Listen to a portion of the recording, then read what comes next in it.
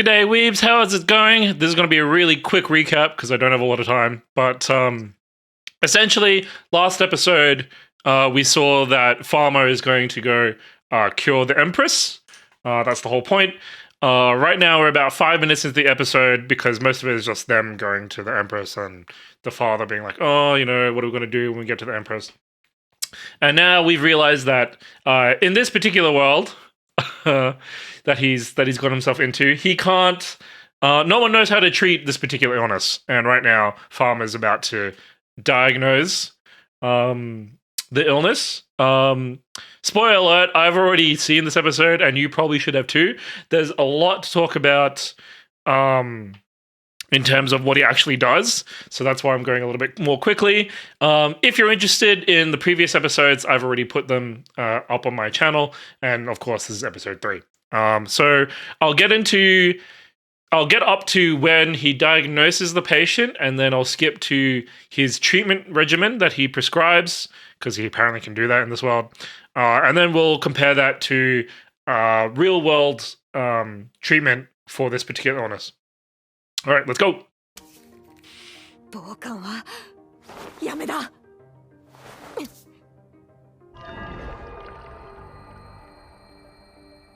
So he's using his diagnostic eye. He's looking.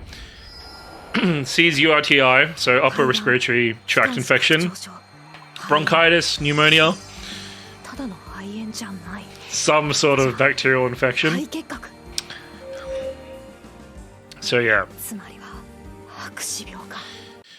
It was also called consumption in like 1800s, 1700s, whatever you want to call it. So yeah, tuberculosis, TB. This is why you go get your jab, guys, because tuberculosis is a preventable disease. And what we found more recently is that TB is becoming, much like a lot of other bacterial infections, drug resistant. So if you protect yourself using a vaccine prior to, getting TB, making sure you're up to date with all your boosters as well, then we can get rid of this terrible disease, because it is pretty bad what it does to you.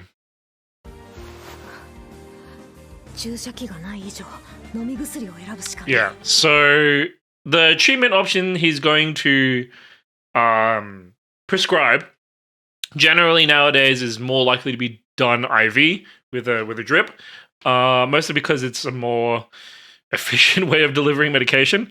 And it skips a few of the kind of digestion steps, so it's less likely to get destroyed in the body, is like the easy way of putting it.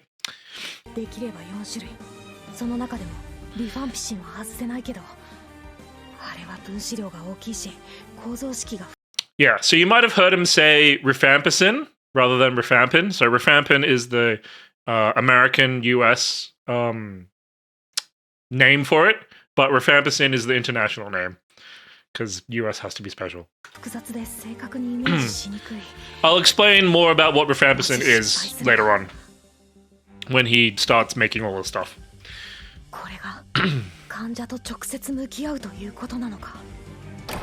Yeah, so because of the diagnosis of TB, basically everyone else in the room has decided that she's beyond saving, right? Like, she's not worth, they don't have any cure for it, so, what's the point? And if we're going off medical knowledge before 1900, before the invention of penicillin, that'd be correct. Tuberculosis was essentially a death sentence. Even if you recovered from tuberculosis, your lungs would be so scarred, you'd have such impaired lung capacity and airways and all the rest of it that it was highly unlikely that, you'd live very long. So yeah, TB was pretty bad. I think in this case, they're planning to euthanize her. In a more like religious, ritualistic way, because that's preferable to her than having like a really painful death or, a really long recovery.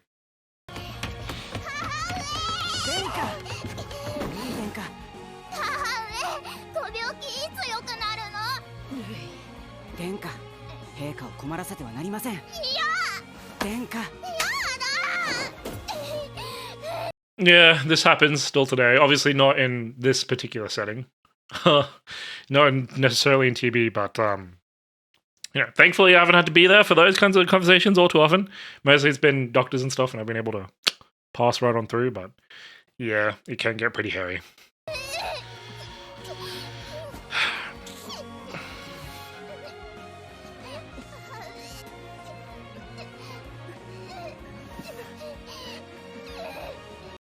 So I just want to pause here a little bit before we go into the treatment options, because there's not much else here.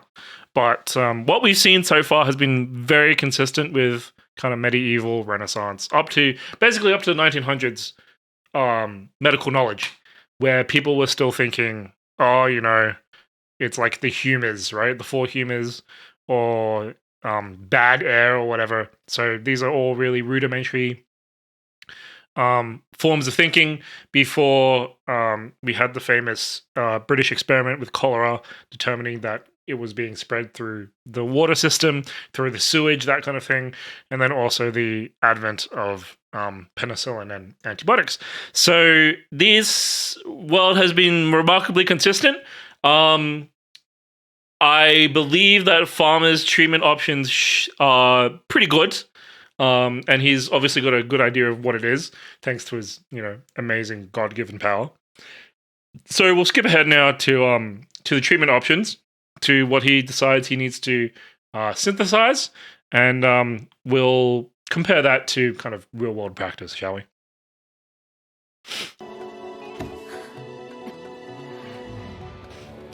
So now he's, doing his thing.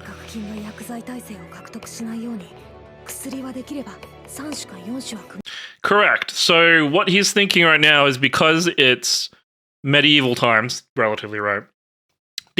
All these diseases, all these bacteria should not be drug resistant. However, if you do not completely eradicate all of the bacteria that's causing the illness, whatever lives will be resistant to that drug. Right now, all it is random chance as to whether that bacteria lives or dies, right? Because it hasn't built up any resistance, anything like that. But the more you train that bacteria against the certain drugs that you are using, if that bacteria keeps living and living and living, it will pass on those characteristics to other bacteria. So to stop that at the very beginning, right, to stop that from ever happening, his best chance is to go for as hard a treatment protocol as possible. So 3 or 4 drugs would achieve that. And I think with the options that he has, which is like an oral administration, I don't think he has a choice anyway, because usually all these drugs will be given IV, and they'd be absorbed probably a lot better IV than orally. I'm not 100% sure. Obviously, we don't see TV all that often. Someone can correct me on the pharmacokinetics. But I'm pretty sure generally that's the case. But, we'll see.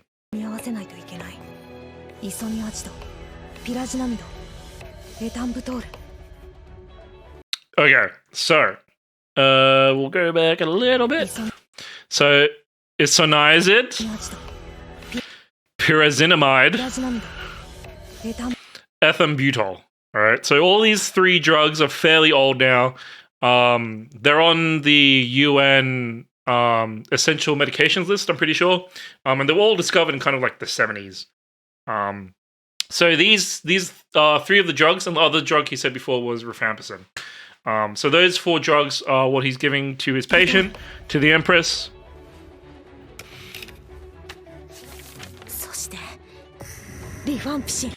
Yeah, so there's rifampicin there as well. I don't know if you really want to go into carbon chemistry,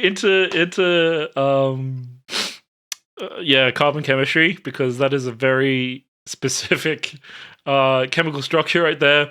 It's pretty good that he remembers it, but then again, he is a researcher, so of course he'd remember the chemical structures. I will point out that ordinary pharmacists will not be able to do this. We'll know how to look it up, we'll know where to find it, and we'll know what the drug does and things like that, but we won't necessarily, remember off the top of our head the chemical structure of what we're giving you. We'll know what it'll do, and we'll know the name and all the rest of it, but chemical structures are a little bit not useful information unless someone really wants to know. Or in this case, if you're researching, different drugs and you want to kind of build off someone else's work. So yeah, rifampicin is his fourth drug.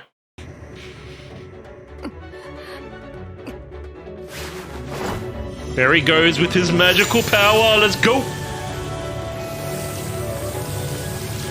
That's pretty neat. I wish I could do that. So he's taking it off the paper, I think? Yeah.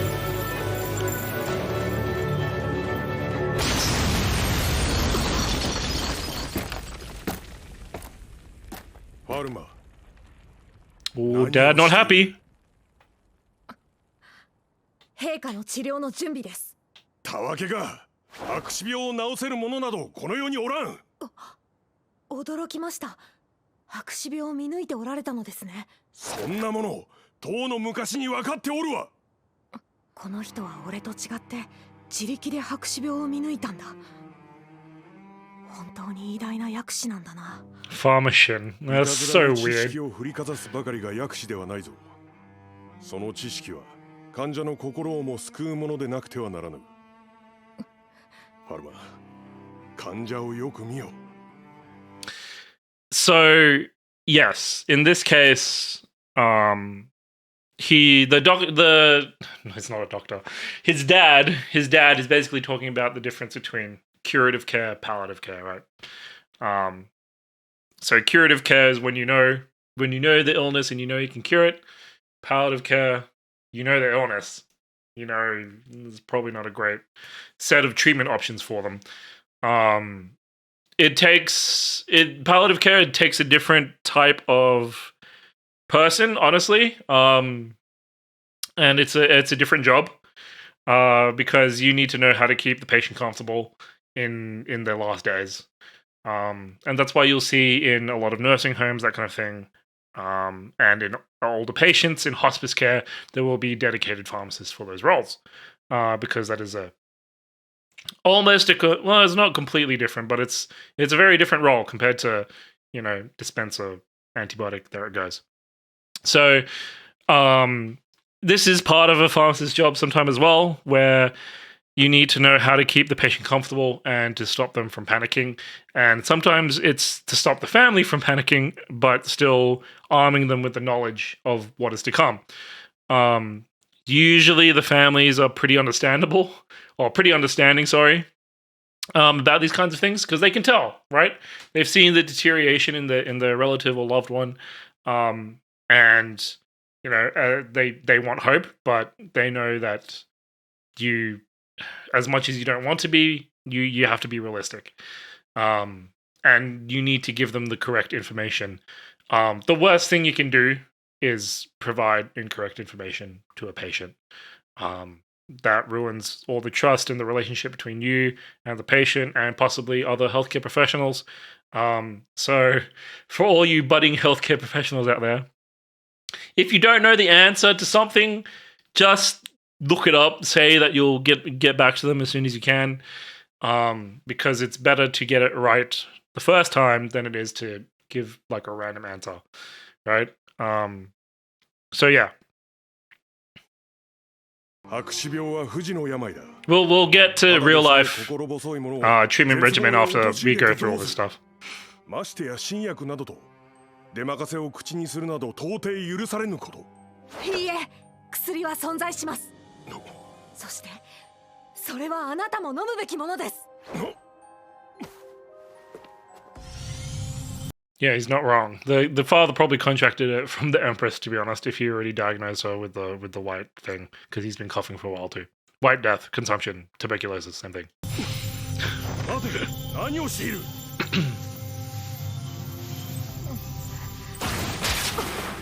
Wow! Let's get into some wizard duels. Magic fighting. 杖をお納めください。調剤室を破壊するおつもりですか？答えよ。説明できぬのなら、それは毒だ。Correct! Every medicine is a poison. Or, well, the other way of saying it is every poison is a medicine, just in the right dose, right? He's completely correct. If you cannot explain why you're giving it to someone, it's a poison. They don't need it. Simple as that. He's correct. Then again, I don't know why he's trying to kill his son. That's killing your own son is a bit oof, man. Big yikes.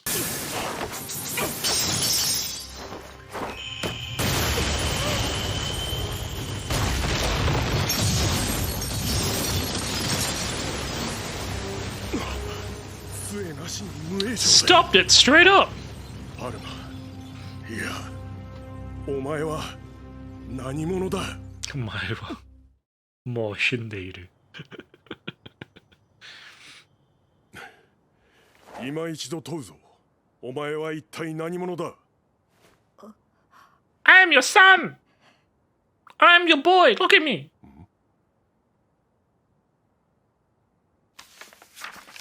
Oh, that's a pretty good notebook.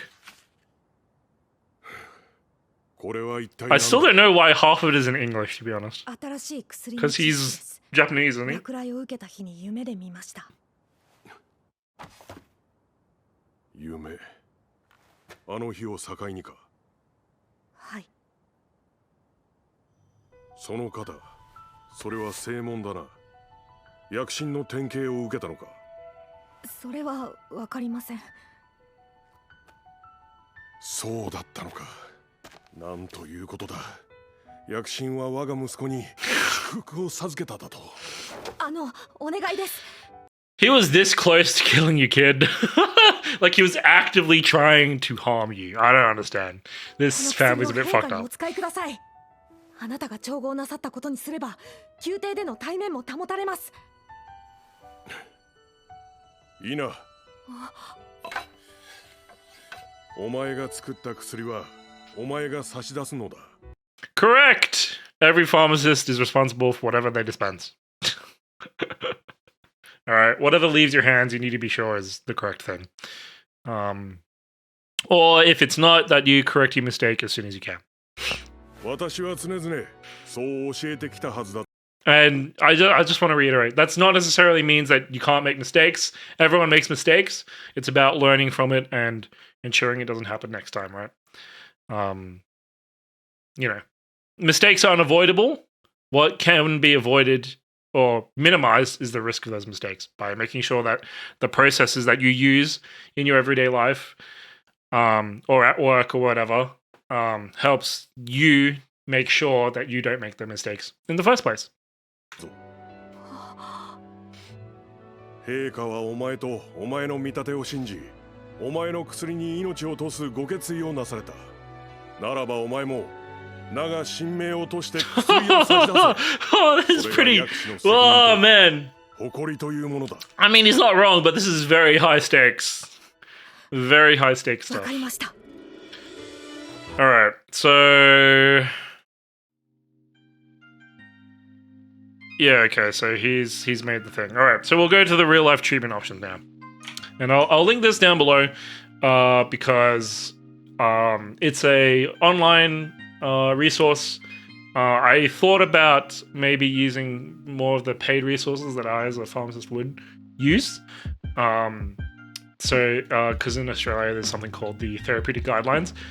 But I don't have my own personal subscription to that because it is like $500 a year or something. It's big yikes. But all pharmacies are required to carry it.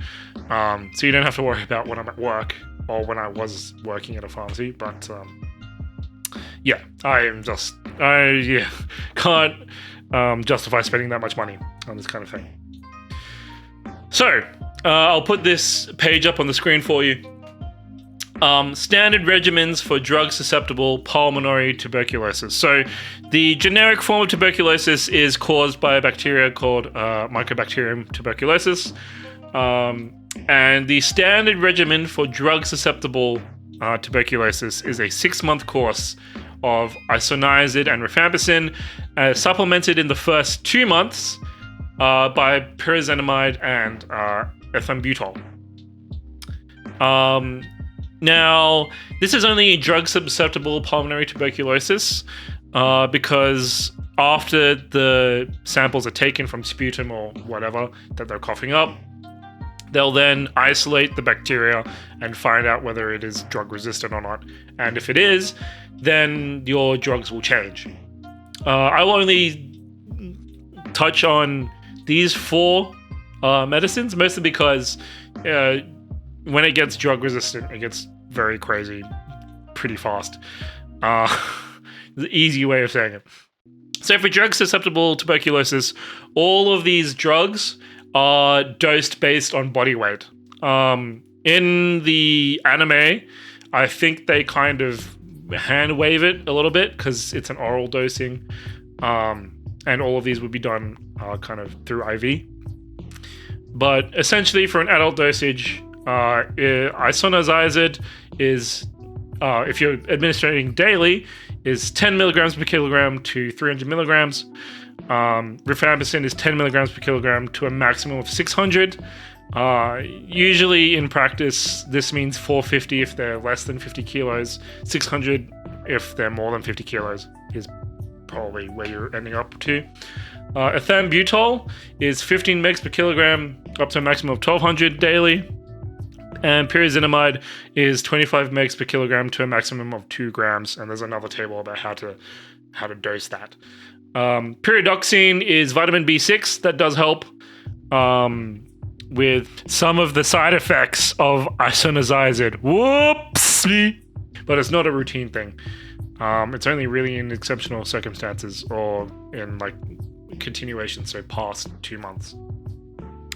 So yeah, generally we don't have a lot of these drugs anymore, specifically for tuberculosis. Ethambutol, I'm pretty sure, is only used for TB, so we don't usually keep much of that. Rifampicin is a pretty useful antibiotic in a hospital setting when you're dealing with kind of more rare bacterial infections, that kind of thing. But as you see here, there are newer combination formulations that are only accessible in Australia through the special access scheme because we just don't have that much tuberculosis. When they find out about drug resistance, once they've had the sample, they then put it under a gene analysis. So they use PCR and a MTB-RIF ultra assay. Not entirely sure what that means, but essentially they analyze the Mycobacteria tuberculosis DNA from those samples and detect which mutations offer rifampicin resistance or isoniazid resistance, that kind of thing. So yeah, of course, with this many drugs going through someone's body, you are more likely to have the patient be intolerant to one or more of those drugs because, you know, these are essentially still poisons, just trying to make sure that they kill only the bacteria, the bad bacteria. So in the event of an adverse drug reaction, most of the time it will come down to the clinician who's looking after that patient. Usually it'll be a respiratory specialist because TB is so rare nowadays, and someone who's, you know, looked after those adverse events before. Some adverse events might mean that the drug is discontinued entirely once they find out which drug is causing it. Some adverse events might mean just a reduction in dosage. It really just depends. And of course, if it's found out that they're intolerant to the drug that is resistant to, well, then why are you using the drug, right? So yeah, tuberculosis is kind of the big thing in this episode. I'll skip through some more of the episode and see if there's anything else worth reacting to. Oh yes, no, I do know one thing that there is worth reacting to. Give me a sec. Alrighty. So here he's got his medicines and he wants the Empress to see something before he administers the medication. 新薬の効能を相乗いたします前にご覧に入れたいものがございます。少々ご協力いただけますでしょうか。構わぬが何をする気だ。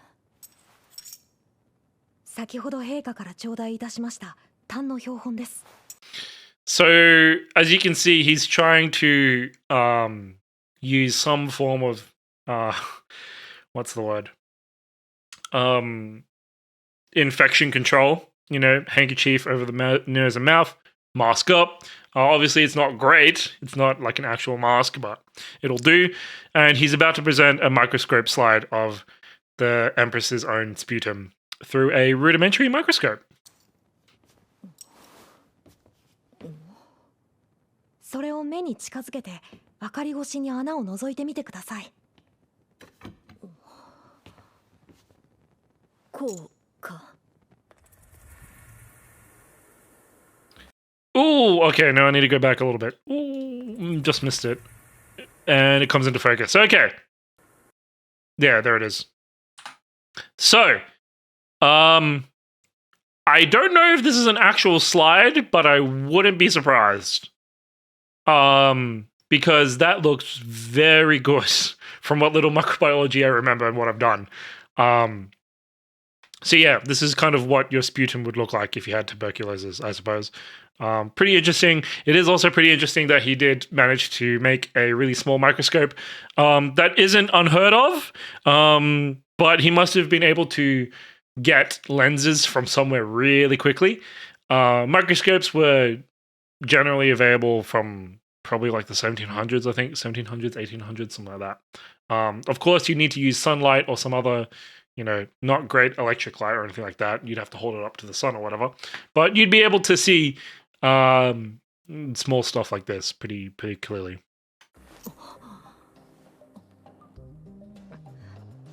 When were microscopes invented? I'd have to look that up. I'm not 100% sure. If you know, let me know. なんだこれは。何か。I'm also not 100% sure if that design would actually work. Looks like it might, if he got enough lenses stacked in there. It's not like he's switching objective lenses or anything, so. 失礼。では。 So yeah, passing around the microscope. 陛下の御身は今この生物に蝕ま And れ he's ている trying. のでございます。 Oh, wait, hang on. I need to go back a little bit. Here we go. So he's trying to explain it. 白死病の病原となるごく微小な生物、細菌です。陛下の御身は今この生物に蝕まれているのでございます。最近だと。この世にはこうした病原性微生物の感染によって引き起こされる病が存在します。陛下にはこの白死病の元となる生物に作用するお薬をお飲みいただきます。半年ほど正しく飲み続ければ完治が見込めるでしょう。時間がかかるのだな。白死病という病はしぶといのです。Yeah, TV is fucked up. ファルマよ、そなたの説明はこれまでの病の概念を根底から覆したぞ。Correct. So he's basically said, hey, there's all these tiny little shits floating around in the air and stuff. If you've breathed some in, and now they're affecting your body, this medicine is trying to help your body fight against those organisms, right? He even named them. He said saikin or whatever, bacteria. Yeah. This is probably how I would explain it if I was talking to a 5-year-old. Most of the time, parents obviously get it. Most people get it by now that, bacteria exists. So you don't really need to tell them what an antibiotic does. But this is essentially upending all of this world's medical knowledge up to this point. That diseases are carried by germs, by bacteria, by other things that we have to ingest. Whether it's through, our mouth or our nose or whatever, or any of the other orifices, to be honest. Or on our skin even. So, yeah. I think that explanation and the science in this video is very good. I don't really have any issues with it. Obviously, they had to handwave more of the specifics about body weight dosing and all the rest of it. But, the research is done well, and I think the explanations are very realistic in terms of what a pharmacist would say to a patient about their conditions and things like that. So yeah, I think that it about does it from a pharmaceutical point of view. Most of it is talking about the dad's relationship to Farma, about how he was never really there for his son, which, I mean, yeah, you just tried to kill your son. which is, you know, as I said, big yikes. 薬師は人の命を So, I mean, 薬師に必要なのは技術 I think the isekai bits of this are really well done. It's a lot more grounded in science, which helps, but it does have a little bit of magic to help it kind of hand wave some of the more specifics, right? Like the manufacturing and all the rest of it. So it's shaping up to a pretty good dark horse anime of the season. I'm surprised. I didn't think it would be this entertaining. And it's definitely pulling a lot of healthcare professionals out of the woodwork who watch anime. So yeah, I'm enjoying it. I think it's pretty good. I would recommend it. I'll probably do a video specifically on just like my thoughts on it as an entertainment product rather than going through the science of it next week sometime. But yeah, I think it's really enjoyable. If you think it's really enjoyable too, there was a pharmacy isekai about a year ago that I've also done reactions to, if you want to have a look at that one. I also have other Japanese tourism videos up as well. So a guide to Comic, for example, could be really cool. But otherwise, I will catch you in the next one next week. See ya.